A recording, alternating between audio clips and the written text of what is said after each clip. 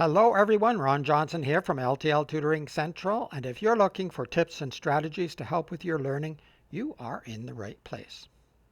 Now I wanted to say a little bit more about vocabulary and about building your vocabulary because a lot of people would like to have a better vocabulary so they have more words at their disposal, and that's a very good goal. So I do recommend working on that. And here are a few tips to help you get or to help you reach that goal. So many people, many books, many videos will talk about reading a lot. Read as much as you can, and that will build your vocabulary. Well, yes and no. I agree on one hand, reading a lot is a very good way of seeing new words and experiencing new words. And you can build your vocabulary that way, but I think that you need to go beyond just reading because I have known many students who read voraciously, they read a lot of material, and their vocabulary does not increase, their spelling does not increase, and their writing does not improve. So reading alone will not necessarily increase your vocabulary. What you need to do is you need to do something with those words. So you need to put them into action. So in other words, when you're reading and you come across a word that you don't know or that you've forgotten, you used to know, but you don't remember it. I do that all the time. You need to jot it down or you need to look it up. You can look it up right away or you can look it up later. You can write down the page number so you can find the context again and check out what does the word mean. Check the definition in the dictionary. Look at the context in the sentence that it's being used. When you look it up online or in a book dictionary, look for example sentences because there hopefully will be a few more that will help you get a better grip on the way that the word is used because the definition alone sometimes doesn't help. Then you need to use the word. So try to use the word when you're speaking to someone, but that won't always work because sometimes it's a word that you just doesn't fit nicely into usual conversation, everyday conversation.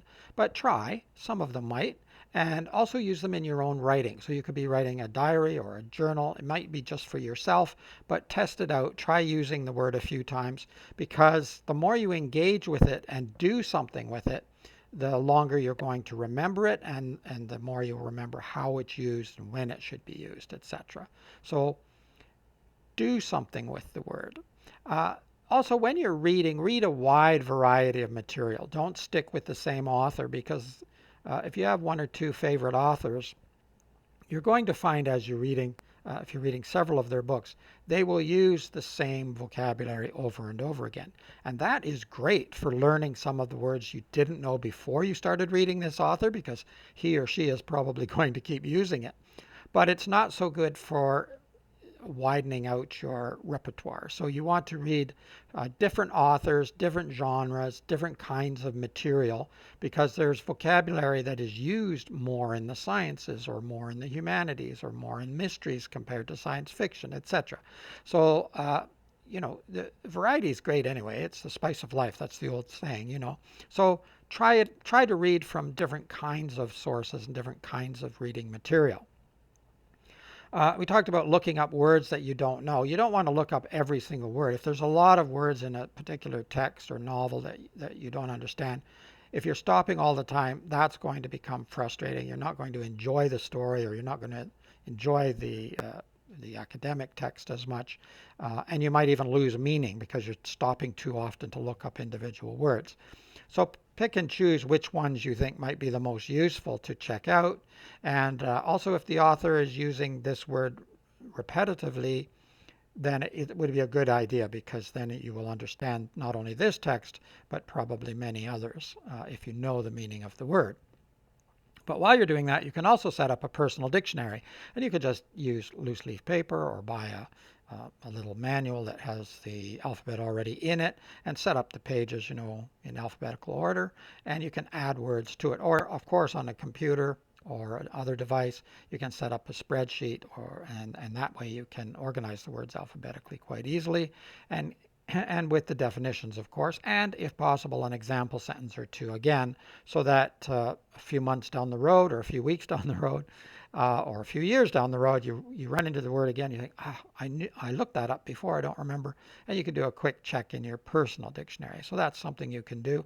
If you're handwriting it, I think that's a great idea too, because it seems to connect more with our memory and retention if we're writing it out by hand.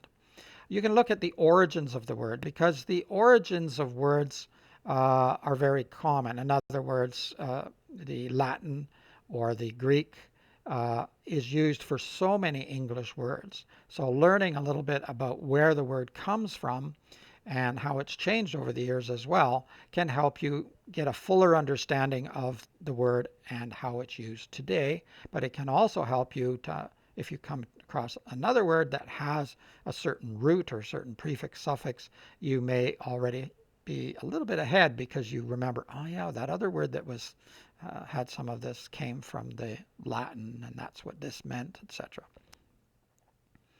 Curiosity.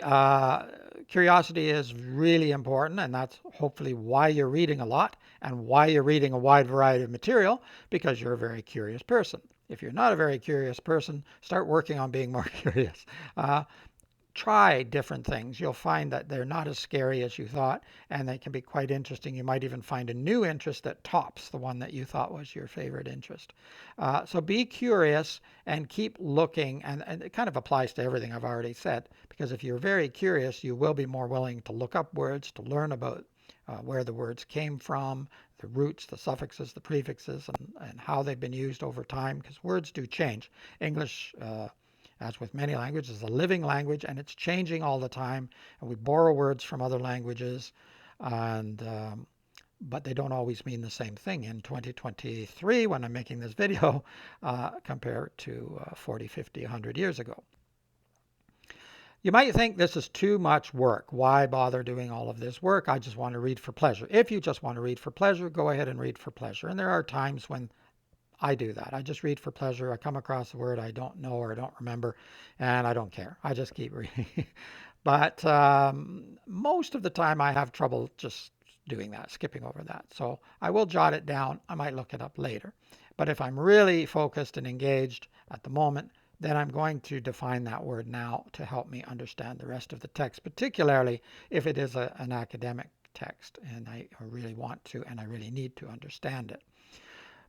It's not as much work as you think. Once you get into the habit of doing it, it becomes second nature, and it also saves you down the road because you have more words available to you to write, whether that's just for yourself in your journal or diary or your own personal writing, or whether you actually want to write blogs or you want to write for school if you're taking courses, or if you want to write a book.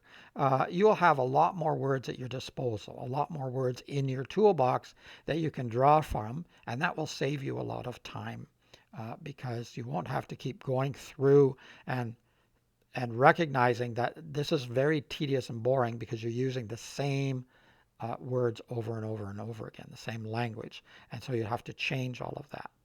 Having said that, you can do that after you've written and you go through and you realize, oh, I've used this word too many times, a particular word too many times. Use the thesaurus. You can find synonyms. You just have to be careful, as I've mentioned in previous videos, whenever you're using a thesaurus, that not all synonyms are created equally. So check the connotation of the word, check for some examples of how the word has been used so that you can ensure that you're using it in the correct context. You can't simply look at a list of synonyms in the thesaurus and just take any one and plug it into your sentence. It could sound hilarious or it could sound just totally incorrect. So you want to make sure that you're using it in the correct context. So it's a good idea to use the thesaurus. It's a good tool, but as with all tools, they have to be used correctly or it can backfire on you, and you don't want that. Check out the blog. I'll put a link below if you're watching on YouTube. Check out the website. Check out my online courses. I'll put some links below for all of these things and my books as well. In the meantime, have fun reading, learning new words, writing, engaging yourself and doing something with them, and then they will last a lot longer for you. In the meantime, it's Ron Johnson from L.T.L Tutoring Central. Keep learning and keep having fun. Until the next time, bye-bye for now.